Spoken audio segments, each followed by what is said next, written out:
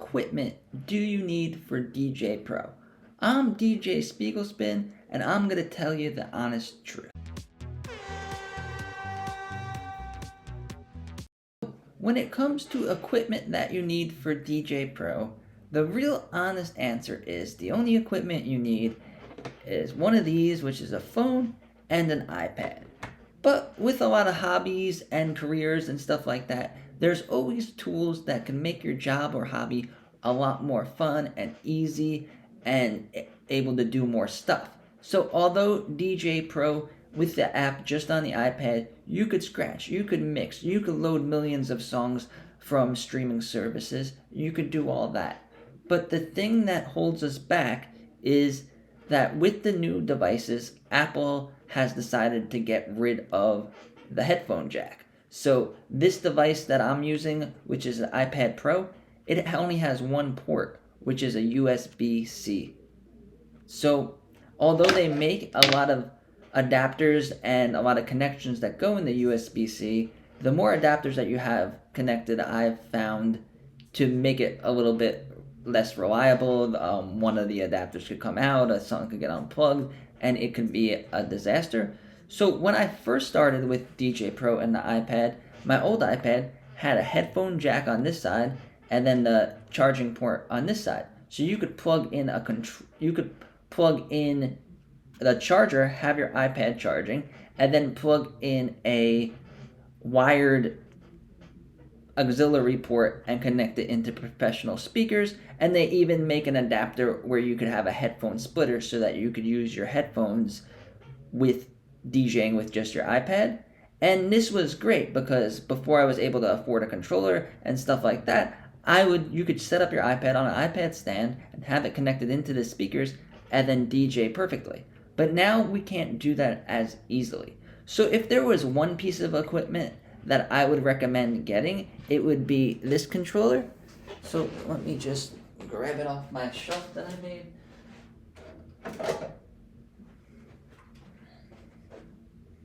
So this is the Newmark Djay to Go To Touch. There'll be a link down below in the description. It's only about $89. And the reason why I would recommend this controller is, one, because it's so affordable, and it's also really professional, has a lot of great features on it despite its size, but it's the built-in sound card, which makes it really important if you want to DJ with the iPad. So one side there is a port for a main output, and then on the other side there is a spot for your headphones. So this makes it a lot more accessible because now we don't need to get all these adapters. All we need to do is plug the USB-C adapter and then plug the regular USB into there. And then also now with the update and the audio device update that they added, you could plug in multiple controllers. So you could use one controller for scratching or samples and another controller for something else. But I talked about that in other videos. I'm not going to get into it here. So with this controller, now we solved the headphone jack thing that Apple took away. So with just spending less than $100, now we have a full sound card that we could DJ with.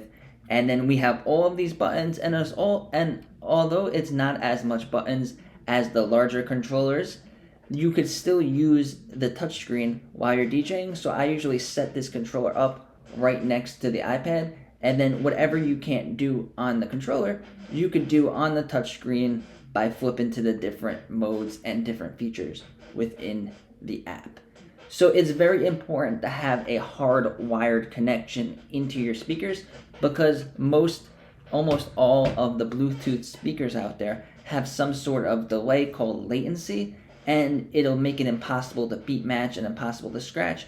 You could still DJ a great set over Bluetooth, but you can't DJ in the sense that most people would want to DJ, which is being right there on the beat, and those nanoseconds and the seconds really make a difference when you're trying to mix two songs together and do stuff like that.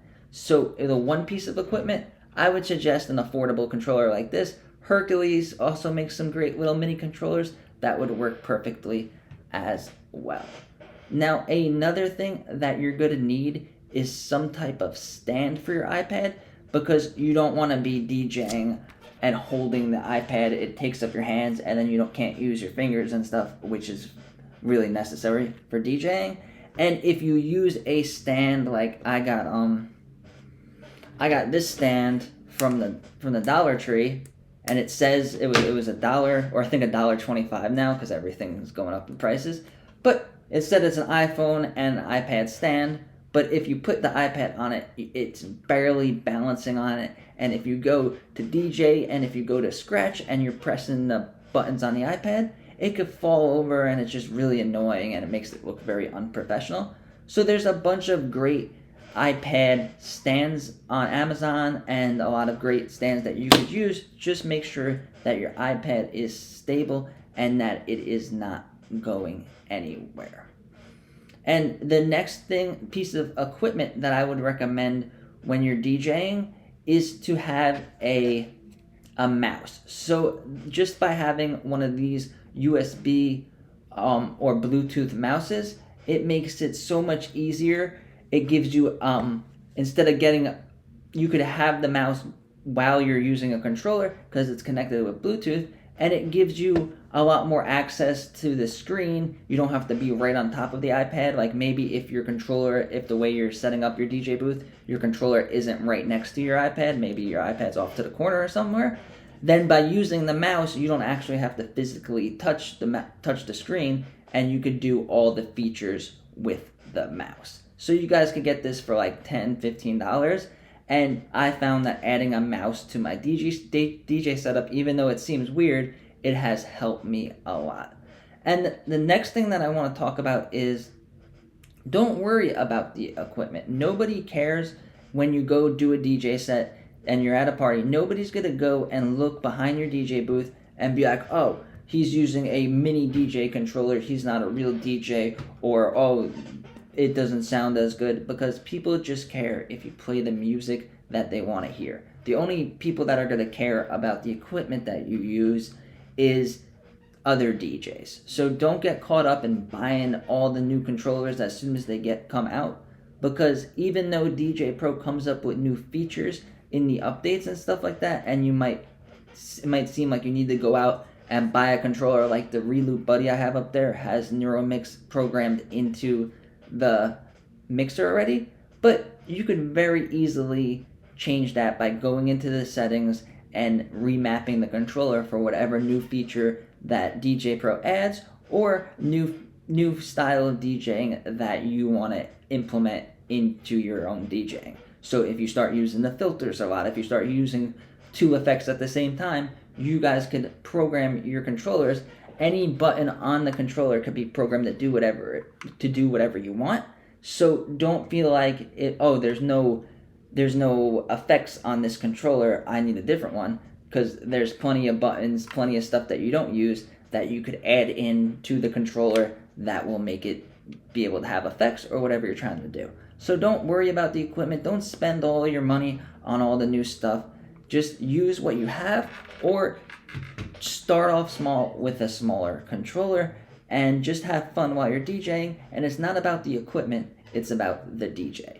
So if you like learning what you could do with DJ Pro and all the stuff you could do DJing on the iPad, subscribe to my channel and give this video a like. I make DJ videos every day.